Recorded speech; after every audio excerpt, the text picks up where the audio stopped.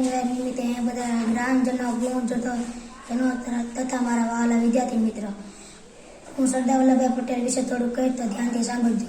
મારા પ્રિય નેતા ભારતના લોખંડી પુરુષ સરદાર વલ્લભભાઈ પટેલ છે. સરદાર વલ્લભભાઈ પટેલનો જન્મ 31 ઓક્ટોબર 1875ના દિવસે નડિયાદમાં થયો હતો. તેમના પિતાનું નામ ઝવેરભાઈ અને માતાનું નામ લાડબાઈ હતું. તેમના પિતા કરમસદમાં એક સામાન્ય ખેડૂત હતા. સરદાર વલ્લભભાઈ પટેલે પ્રાથમિક શિક્ષણ કરમસદમાં લીધું. મેટ્રિકની પરીક્ષા પાસ કર્યા પછી તેઓ ઇંગ્લેન્ડ ભણવા ગયા અને બેરિસ્ટર બન્યા. અને ભારત આવી તેમને વકીલાત શરૂ કરી. ગાંધીજીની મુલાકાત પછી તેઓ આઝાદીની ચળવળમાં જોડાઈ ગયા.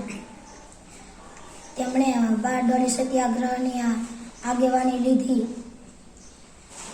તેમાં તેમણે વિજય મેળવ્યો અને અંગ્રેજ સરકાર પાસે ખેડૂતોનું મહેસૂલ માફ કરાવ્યું.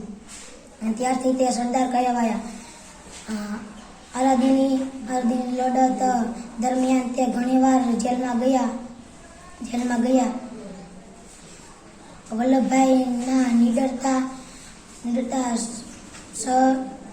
સાહસિકતા ગુણો આપણા માટે પ્રેરણારૂપ છે. 15 ડિસેમ્બર 1950ના રોજ સરદાર વલ્લભભાઈ પટેલનું અવસાન થયું.